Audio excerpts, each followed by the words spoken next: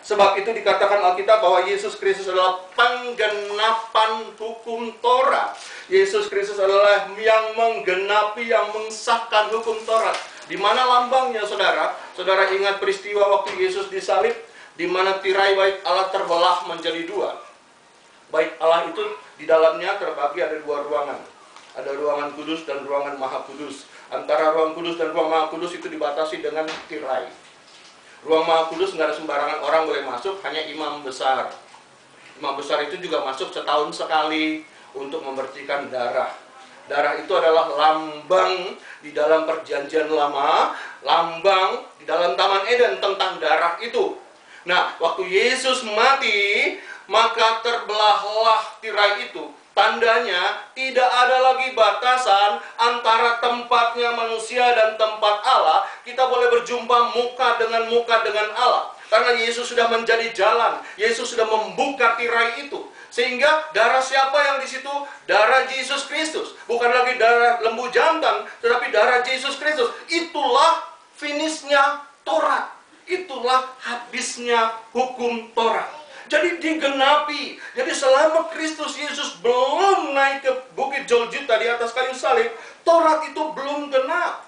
Sehingga saudara lihat di dalam Alkitab lagi, kita lihat di dalam Matius 22 ayat 37 sampai dengan 40. Matius 22 ayat 37 sampai dengan 40.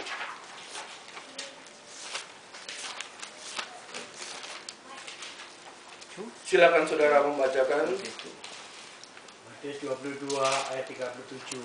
Jawab Yesus kepadanya, "Kasihilah Tuhan Allahmu dengan segenap hatimu dan segenap jiwamu dan segenap akal budimu.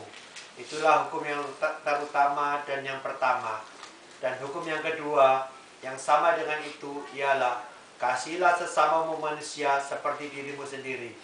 Pada kedua hukum inilah tergantung seluruh hukum Taurat dan kitab para nabi." Saudara lihat, pada kedua hukum ini tergantung seluruh hukum Taurat. Mau dibilang 10, mau dibilang 613, pokoknya semua hukum Taurat dan kitab para nabi. Kitab para nabi itu ditulis berdasarkan Taurat, saudara.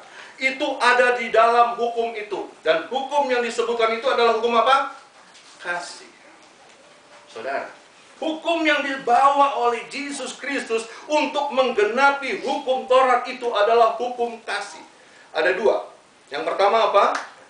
Kasihilah Tuhan Allahmu dengan roh, jiwa, dan tubuh. Yang kedua apa? Kasihilah sesamamu manusia seperti engkau mengasihi dirimu sendiri. Hukum Taurat, 10 hukum Taurat yang diberikan Allah kepada Musa terdiri dari 2 loh batu, bukan? Terdiri dari 2 loh batu. Dan Yesus menggenapi hukum Taurat dengan 2 hukum. Pertama, kasihilah Tuhan Allahmu 1-4 dan 5-10. Kasihilah sesamamu manusia. Cross. Nah, inilah penggenapan. Golgota adalah penggenapan hukum Taurat yang disebut dengan hukum kasih. Nah, itu yang Yesus katakan kuk. Amin. Pikulah kuk, artinya pikulah hukum kasih ini. Bawa hukum kasih ini bukan seperti hukum Taurat. Gagal satu, batal semua. Hukum kasih ini adalah hukum anugerah kemurahan. Yesus katakan, pikulah kuk, bebanku itu ringan. Jadi berjalan sambil memikul kuk, yaitu memikul hukum kasih. Sehingga saudara seperti lembu yang memikul kuk, yang ditaruh talinya di situ, saudara. Ini hukum yang membawa kita di dalam jalannya Tuhan. Hukum kasih itu ialah ini, firman Tuhan. Jadi kita berjalan dan berjalan dan berjalan. Mungkin kita salah, ya namanya manusia kan bisa salah. Terdiri dari darah dan daging ini. Bisa salah. Hari ini kita berkata benar, 5 menit kemudian kita salah. Kita minta ampun dan kita salah lagi. Dan terus menerus dan terus menerus. Tetapi hukum ini yang meluruskan kita. Terlalu kanan, kiri. Terlalu kiri. Tarik. Kecepatan, tahan. Kenapa disebut ringan? Sebab ini bukan hukum Taurat. Hukum Taurat itu nggak mampu kita jalankan. Tidak ada satu manusia super yang bisa melakukan hukum Taurat. Tetapi Yesus katakan, pikulah kuk. Artinya apa?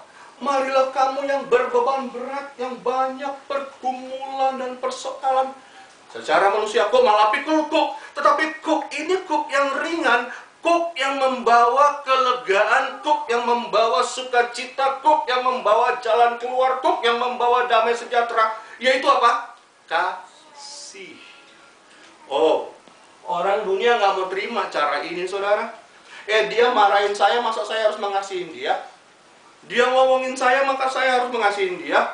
Saya balas ngomongin aja. Begitu kan cara dunia. Tetapi Yesus katakan, jangan. Hukum kasih adalah hukum pengampunan. Bukankah engkau juga berdosa dan sekarang diampuni oleh darah Yesus Kristus? Itu sebabnya hukum ini adalah hukum yang ringan. Dan kalau kita berjalan hukum kasih, kita nggak jadi orang yang stres. Kita nggak depresi. Ya. Kenapa? Hukum ini adalah hukum yang membawa kelegaan kepada kita. Saudara, ada satu kata yang dipakai, yaitu di dalam bahasa Yunani ini disebut dengan kata praos. Kata ini disebut dengan kata praos. Praos itu ada di tengah-tengah antara tidak dapat mengontrol diri dan tidak bisa marah. Sebelah kiri ini bablas, nggak bisa kontrol.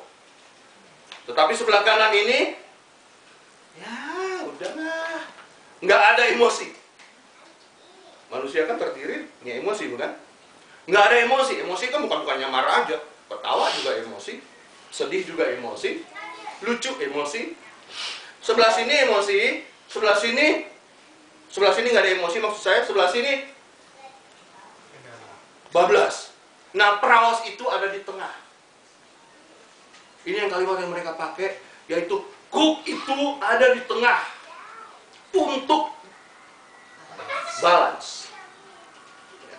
Memang manusia secara manusia Tuhan ciptakan ada emosi. Kalau tidak ada emosi, nggak ada perasaan, itu jauh. Nah, kalau orang yang nggak ada emosi, sebelah kiri sini kolaps namanya. Nah, tetapi di tengah, normal, saudara.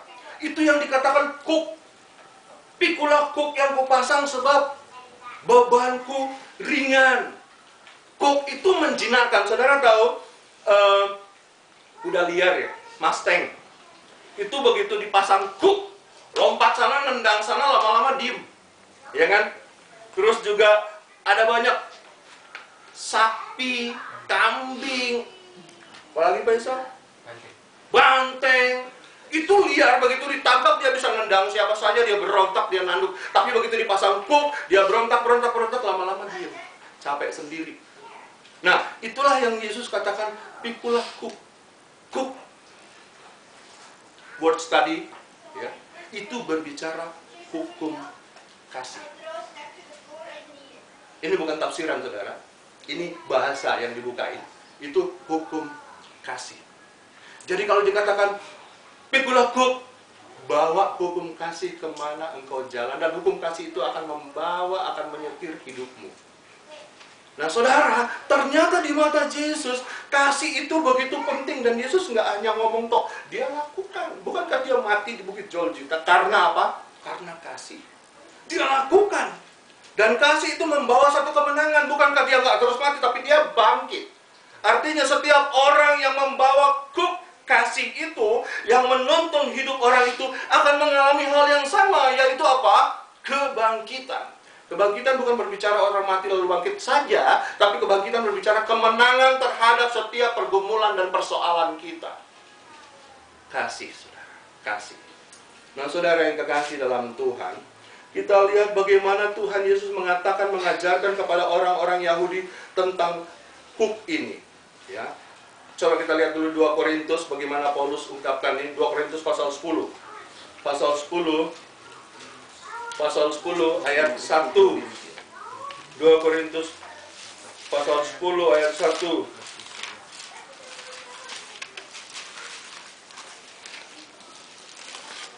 Silakan tolong bantu baca. 10 ayat 1. 2 Korintus